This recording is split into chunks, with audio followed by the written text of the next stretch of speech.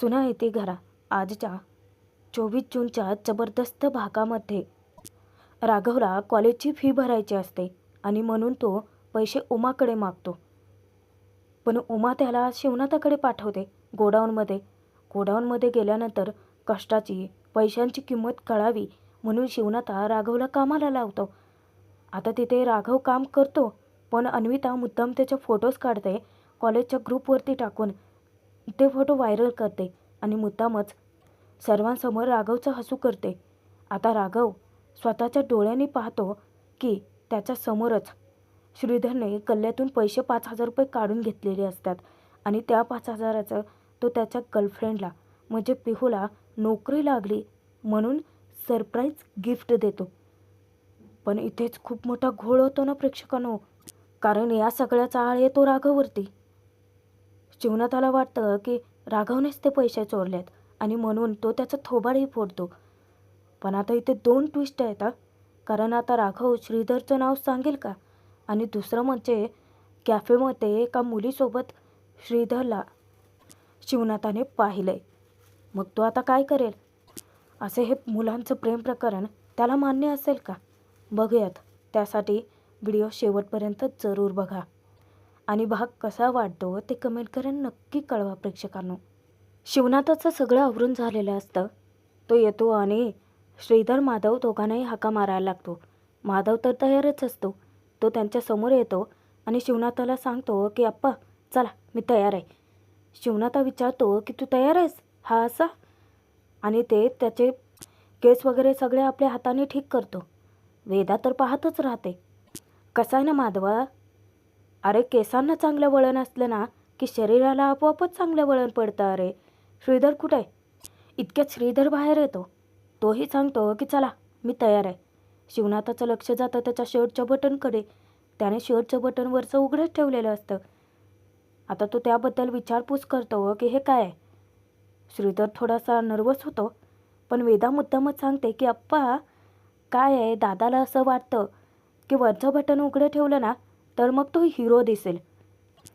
शिवनाथा विचारतो की अच्छा असं आहे का? ये इकडे समोर ये. श्रीधर घाबरत त्याच्या समोर उभा राहतो. शिवनाथ स्वतः त्याच्या हाताने बटन दाबतो. श्रीधरला सांगतो की काय आहे, बटन उघडं ठेवल्यावर तू हिरो दिसत असशील, पण सगळी बटणं लावली ना तर मग तू हिरा दिसतील, हिरा. आणि त्यानंतर तो वेदाला काही पैसे देतो. तो विचारतो की काय म्हणतात याला? वेदा सांगते की आपण पॉकेट मनी हो. शिवनाथा सांगतो की चला मजा करा चला. इतक्यातच उमा येते धावत. उमा शिवनाथाला सांगते की अहो थांबा की राघव बी येतोय तुमच्यासोबत. शिवनाथा म्हणतो की राघव, त्याला कधी येळेची कदर आहे का?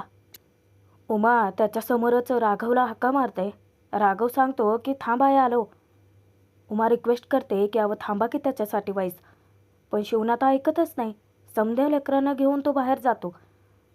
आता त्याला वेळेवरती कामावर जायचं असतं ना, वेदाला वेळेवरती कॉलेजला पोहोचायचं असतं. शिवनाथा आता ट्रॅक्टरमध्ये आपल्या पोरांना बसवतो, स्वतःही बसतो. उमा त्याला पुन्हा गळगालते की अहो थांबा की राघव येतोच आहे. शिवनाथा तिला म्हणतो की काय आहे, ज्याला येळेची कदर नाही ना त्याच्यासाठी येळ कधी बी थांबत नाही, सांगा त्याला. आणि तो रागाने ट्रॅक्टर घेऊन जातो. इतक्यातच राघव धावत येतो आणि विचारतो की आई आप गेलं वय? उमा म्हणते की ज्याला येळेची कदर नाही त्याच्यासाठी येळ कधी बी थांबत नाही, असा निरोप दिलाय तुझ्या आप्पाने. राघव चिडचिड करतो की त्यांना थोडा वेळ थांबता येत नव्हतं होय माझ्यासाठी, गेले बी. अगं आहे मला पैसे पाहिजे होते, कॉलेजची फी भरायची आहे ना आज. उमा विचारते की आणि तू हे मला आत्ताच सांगतोयस? राघव म्हणतो की आहे ते विसरलो ग मी. उमा त्याला पैसे आता गोदाममध्ये जाऊन शिवनाथाकडून घ्यायला सांगते. राघव चिडतो, हां तुम्ही मुद्दाम करायला लागले ना. उमा समजावते की अरे आप्पा आहे ते ना तुझं. त्यावर राघव मुद्दामच म्हणतो की अगं पण तुझा नवरा जास्तीचा चिडखोर आहे ना, त्यांना ना कारणच पाहिजे असतं माझ्या चुका काढायला, आणि आयती संधी मिळाली तर सोडतच नाहीत ते. उमा हसते आणि सांगते की जा बाबा आता. तो पटकन बाईक काढतो आणि बाईकवरती तो गोदामाकडे निघतो. तिकडे शालिनी बाहेर येते. तिचा जीव उमासाठी इतका कळवळत असतो.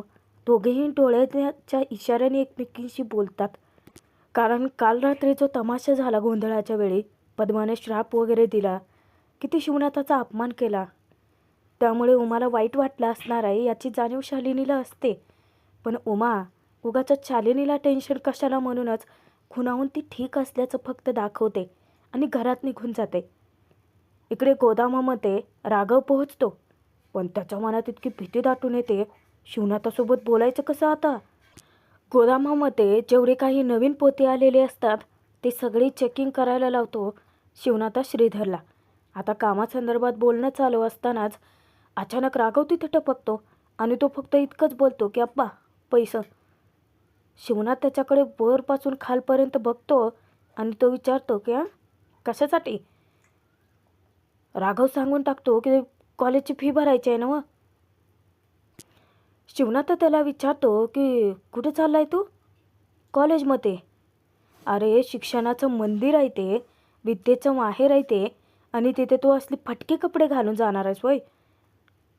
आता राघवचं लक्ष जातं गुडघ्यावरती त्याची पॅन्ट फाटलेली, पण श्रीधर हसून सांगतो की अप्पा अहो ती त्याची स्टाईल आहे ना व.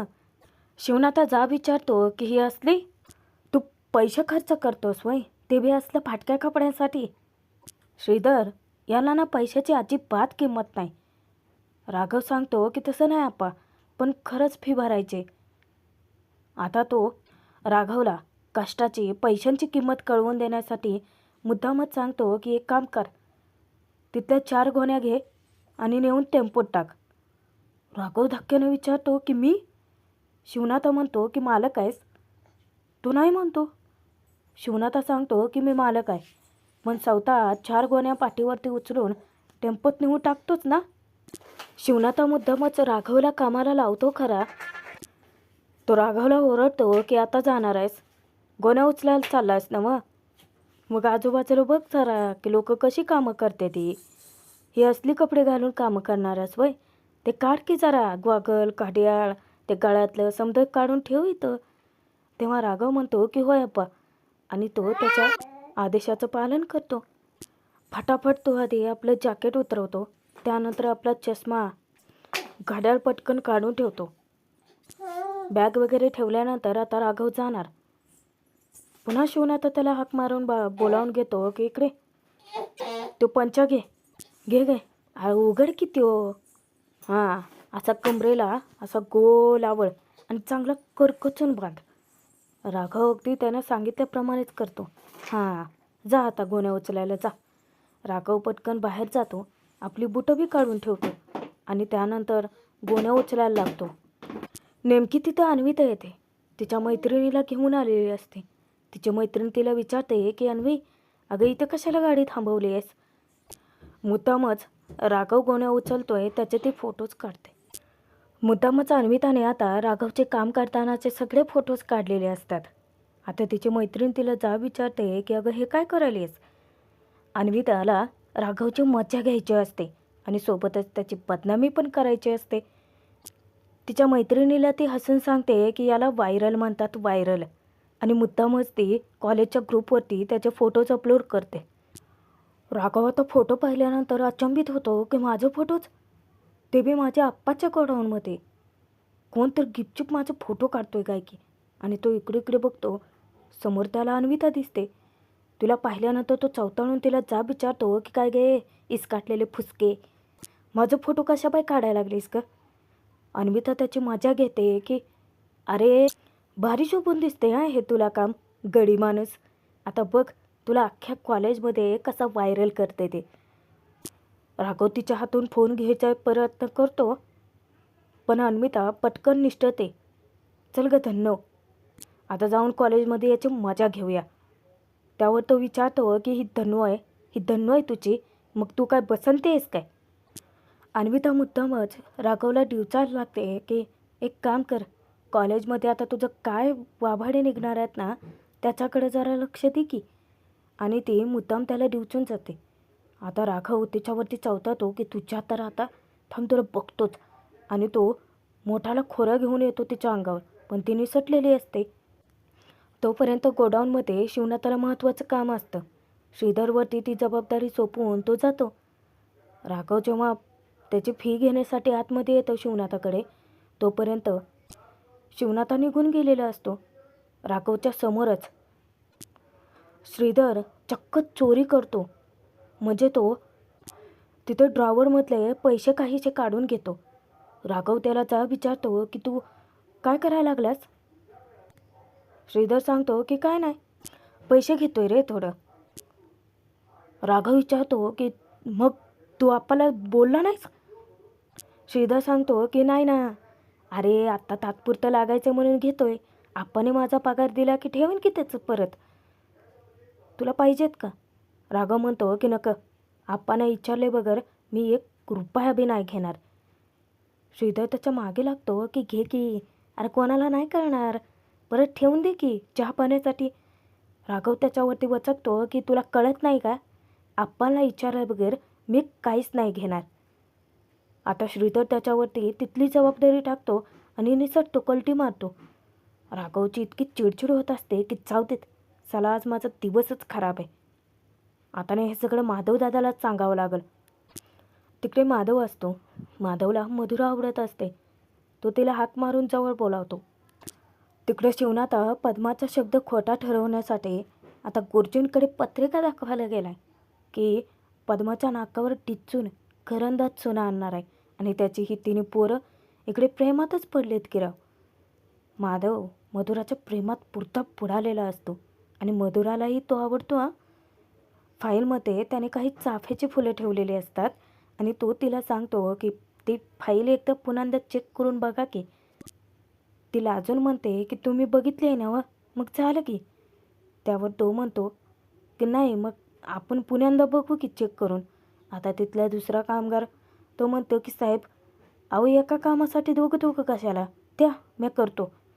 माधव त्याला सांगतो की नाही नाही, तुम्ही ते डिलिव्हरीचे बघा की तेवढं, आम्ही हाय बघतो. आता फाईल उघडल्यानंतर मधुराला ती चाफ्याची फुलं दिसतात आणि ती खूप खुश होऊन जाते. त्याच्या डोळ्यात एकतच ती चाफ्याचा वास घेते आणि तिला ते इतकं आवडलेलं असतं की दोघांचीही नजरानजर येते. खुणा ते दोघेही नजरानजरेनेच करतात. इतक्यातच आता तंतनात राघव हजर होतो. दादिया, अरे ते श्री बघ कुठं गेलाय, ते सगळी जबाबदारी माझ्यावरती टाकून गेलाय. आप्पा बी नाही ते तिथं, मला काय सांगायचं नाही बघ, मला तिकडं कॉलेजमध्ये जायचं आहे. अचानकच मधुराकडे हात करत माधव चुकून बोलून जातो की अरे मग इकडं कोण लक्ष देणार. तो विचारतो की इकडं, अरे म्हणजे ही बिलं पेंडिंग आहे ती ना, मग याच्याकडे कोण लक्ष देणार. आता तो कामगार पुन्हा एकदा सांगतो की साहेब, अहो मी करतो की इथलं कामं, तुम्ही बघा तुमचं. त्यावर माधव सांगतो की राहू द्या, तुमचं ते डिलिव्हरीचं बघा ते. त्याला इतका वैताग आलेला असतो. मधुरा डोळे मिचकावून त्याला आता जायला सांगते, कारण राघव तर तंतनीत निघूनच जातो ते बघा नाही तर ठेवा म्हणून. माधव आता उठून बाहेर निघून जातो. इकडे एका हॉटेलमध्ये श्रीधर पिहूला भेटतो. त्याने तिला डोळे बंद करायला सांगितलेले असतात आणि तिच्यासाठी स्पेशल सरप्राईज गिफ्ट घेऊन गेलेला असतो. पण ते डोळे उघडून गिफ्ट पाहिल्यानंतर पिहूला अजिबात आवडत नाही श्रीधरचं वागणं. ती त्याला ओरडते की हे काय. त्यावर श्रीधर सांगतो की अगं, तुला जॉब लागला आहे, मग जवळच्या व्यक्तीकडून काहीतरी स्पेशल गिफ्ट नको का. Congratulations to you. नाही, तो तिचे हात पकडतो आणि तिला शुभेच्छा देतो, अभिनंदन करतो तिचं की कॉंग्रॅच्युलेशन्स टू माय डिअर पिहू. त्यावर पिहू त्याला बोलते की खरं तर ना जॉब तुला लागायला पाहिजे भावा. श्रीधर तिला ओरडतो की भावा बिवा काय, ते अंगावर पाल पडल्यासारखं वाटतं, अजिबात म्हणायचं नाही तसलं मला. पिहू आता तंतन करते, श्रीला ओरडत असते, माझे पप्पा आता लग्न कर म्हणून माझ्या मागे लागलेत. आधी कॉलेज आहे म्हणून खेचलं, नंतर जॉबसाठी खेचलं. माझ्या पप्पाने आता मला जॉब बी लावून दिलं आहे. कुठला तर मुलगा माझ्या समोर आणून उभं करतील आणि लग्न कर म्हणतील त्याच्याशी. काय मी लग्न करायचं आहे का. जर हे सगळं असं झालं ना तर तुला भावा म्हणायचीच वेळ येईल माझ्यावरती. श्रीधर तिला सांगतो की कळलं, जरा थंड घे की. अगं पण आमच्या घरचा बिझनेस आहे ना मग. पिहू त्याच्यावरती ओरडते की बिझनेस काय बिझनेस, माझ्या पप्पांना ना सरकारी नोकरी करणारा पोरगा हवाय. तेव्हा श्रीधर समजावण्याचा प्रयत्न करतो की नोकरी माझ्या घरचे कधी करू बी देणार नाही. अगं त्यांचं बी एका अर्थी बरोबरच आहे की. अगं घरातलं एवढं मोठं बिझनेस असताना ते मला बाहेर जॉब कशाला करू देतील. श्रीधर कसाबसा पिहूला कन्व्हिन्स करतो की ऐक की, मी तुझ्या आईबापाला येऊन बोलतो ना. तेव्हा पिहू खुश होते. आता तिने स्माईल केले म्हटल्यानंतर श्रीधर पण फारच खुश होतो आणि तो तिला सांगतो की चल आता टेन्शन दूर कर, आता फक्त सेलिब्रेशन करायचं. आणि तो त्या वेटरचा बोलवून घेतो. त्याने मस्त असा रेड वेल्वेट केक आधीच ऑर्डर करून ठेवलेला असतो. रेड वेल्वेट केक पाहिल्यानंतर पिहूचा आनंद तर द्विगुणित होते. ती श्रीधरचं कौतुक करते की वाव, रेड वेल्वेट केक, अरे माझं फेवरेट आहे की. श्रीधर म्हणतो की अगं म्हणूनच तर मागवलाय की. पिहू त्याला म्हणते की चल आपण ना मस्त अशी सेल्फी घेऊयात. आता सेल्फी घेत असताना कॅमेरामध्ये लक्ष जातं आणि श्रीधरचा पार थरकापच उडतो. कारण कॅमेरामध्ये त्याला स्पष्ट दिसतं की शिवनाथा तिथे हजर झाला आहे. शिवनाथा गुरुजींची भेट घेतो. गुरुजींना तो समजावून सांगतो की या माझ्या तिन्ही मुलांच्या पत्रिका आहे ती. आमच्या घराण्याला शोभेल अशा घरंदाज सुना आमच्यासाठी शोधून ठेवा. गुरुजींशी तो बोलत असतो पत्रिकेबद्दल वगैरे. इकडे तोपर्यंत श्रीधरची हवा टाईट होते. तो धक्क्याने विचारतो की आप्पा. पिहू विचारते की आप्पा. आता जर शिवनाथाने एका मुलीसोबत जर त्याला पाहिलं, त्याचे काय खैर नाही. त्याचा 3 तेरा वाजणारच आहेत. म्हणून तो घाबरतो आणि पटकन दुसऱ्या टेबलवरती जाऊन बसतो. पिहू त्याला ओरडत असते, पण श्री तिला गप्प बसायला सांगतो. खानाखुणा करतो की आप्पा येते आप्पा, शांत बस. ती त्याला ओरडते की तू बोलणार आहेस का नाही. तेव्हा तो नकारार्थी मान हलवतो आणि मोबाईलमध्ये बघत बसण्याचं नाटक करतो. आता गुरुजींशी बोलणं झाल्यानंतर शिवनाथा बाईकवरून जाणार. अचानक त्याचं लक्ष समोर जातं. कॅफेत त्याला श्री बसलेला दिसतो.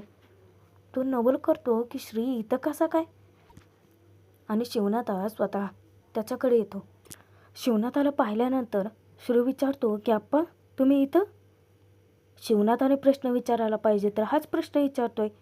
शिवनाथा म्हणतो की ते ठीक आहे, तू काय करायला लागलास इथं. आणि तो बी एकटा. आणि प्रेक्षकांनो इथेचा भाग संपतोय.